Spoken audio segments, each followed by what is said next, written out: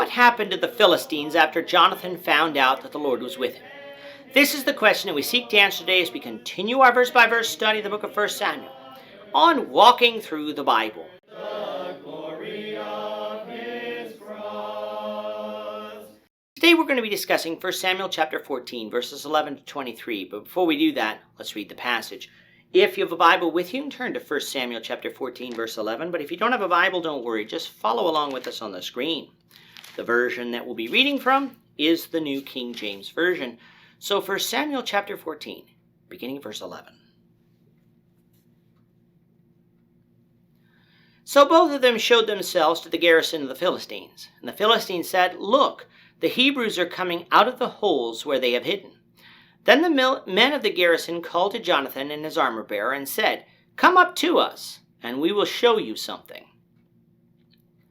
Jonathan said to his armor-bearer, "Come up after me, for the Lord has delivered them into the hand of Israel." And Jonathan climbed up on his hands and knees with his armor-bearer after him, and they fell before Jonathan. And as he came after him, his armor-bearer killed them. That first slaughter which Jonathan and his armor-bearer made was about 20 men within about half an acre of land. And there was trembling in the camp, in the field, and among all the people. The garrison and the raiders also trembled, and the earth quaked, so that it was a very great trembling. Now the watchmen of Saul and Gibeah of Benjamin looked, and there was the multitude melting away, and they went here and there. Then Saul said to the people who were with him, "Now call the roll and see who has gone from us." And when they had called the roll, surprisingly, Jonathan and his armor-bearer were not there. And Saul said to Ahijah, "Bring the ark of God here," for at that time the ark of God was with the children of Israel. Now it happened, while Saul talked to the priest, that the noise which was in the camp of the Philistines continued to increase. So Saul said to the priest, "Withdraw your hand." Then Saul and all the people who were with him assembled, and they went to the battle. And indeed every man's sword was against his neighbor, and there was very great confusion. Moreover, the Hebrews who were with the Philistines before that time, who went up with them into the camp from the surrounding country, and they also joined the Israelites who were with Saul and Jonathan. Likewise, all the men of Israel who had hidden in the mountains of Ephraim, when they heard that the Philistines fled, they also followed hard after them in the battle. So the Lord saved Israel that day, and the battle shifted to Bethaven.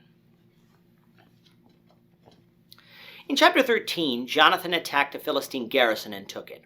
Word got back to the Philistines, who then sent a massive force to punish Israel for this. They sent raiders throughout the neighboring villages, while the main contingent set up at Michmash. Saul, his son Jonathan, and their contingent of 600 soldiers were in Geba, which is not far away, though a canyon was situated between the two, which meant that the battle wouldn't be as straightforward. Jonathan had faith in God, though, and so without telling his father, took his armor-bearer and planned a sneak attack against the Philistines at Michmash. Jonathan knew that the Lord could deliver any amount of Philistines into his hand if the Lord was with him. But how would Jonathan know? Well, knowing the geography of the land helps. Coming up to the Michmash side of the canyon would require some climbing. There would be ways of getting up there, but climbing would be necessary. Seeing as how they were climbing, it would be relatively easy to go unnoticed. However, the sign that Jonathan sought required him to reveal himself to the Philistine soldiers. How they responded would show Jonathan whether God was with them. If the Philistine soldiers wanted to go down to them, then the Lord wasn't with Jonathan, and they would go back into the canyon. However, if the Philistine told Jonathan to come to them, then this showed indifference on behalf of the Philistines, a sign that the Lord was with them and would deliver them into their hands. Coming now to verse 11, we find Jonathan revealing himself, the Philistines telling him to come, and Jonathan knowing that God was with them.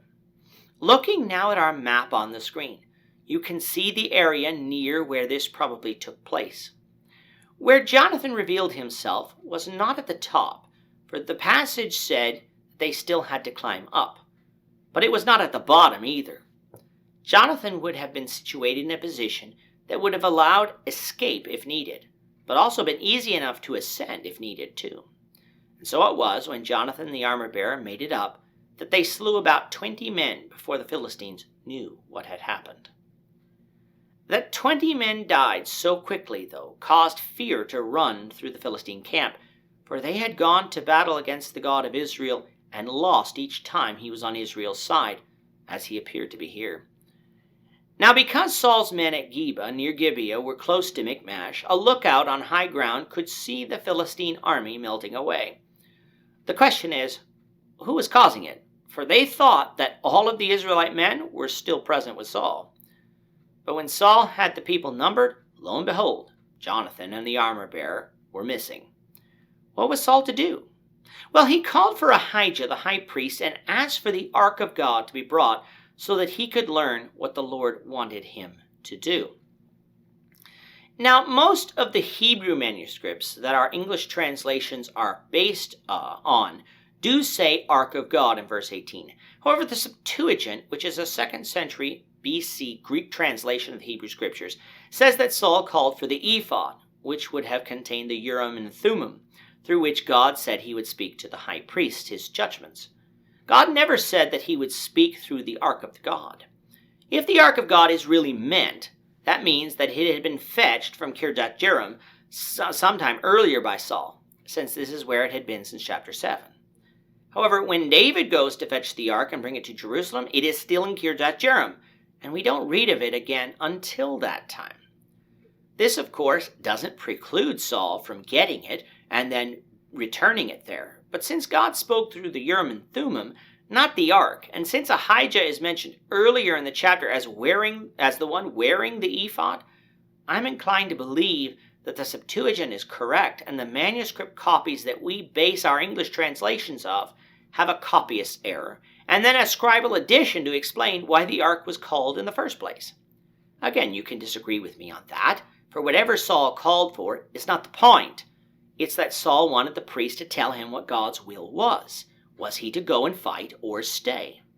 And so the high priest came, but while he was in the process of praying to God, the noise simply increased. Saul took this as a signal from the Lord that the battle against the Philistines was going well, and that he should go up and join it. So he told the priest to stop. He would go. In this, and what he would get his army to vow, Saul's impatience shines through again. For I'm sure that the Lord would have told him quickly enough what to do. But no, Saul barreled on ahead without this explicit message from the Lord. And in this case, Saul was successful, though we'll see his victory was not going to be complete. All of the Hebrews who were with the Philistines at that time, perhaps as servants, turned against the Philistines and came into battle. Those who fled and hid in the caves came out and fought. There was a great victory that day against the Philistines, causing them to flee to the west, with the battle shifting to Bethaven. We're not entirely sure where that is, but possible locations have yellow dots beside them on our map on the screen now. But even though the Lord saved Israel that day, the battle was not over. More needed to be done. We'll read about that beginning, the Lord willing, in the next lesson. With that, our time is up for today. The Lord willing, we hope you'll join us for tomorrow's discussion of 1 Samuel chapter 14, verses 24 to 35, as we continue our walk through the Bible, one verse at a time. Thank you for watching today's episode.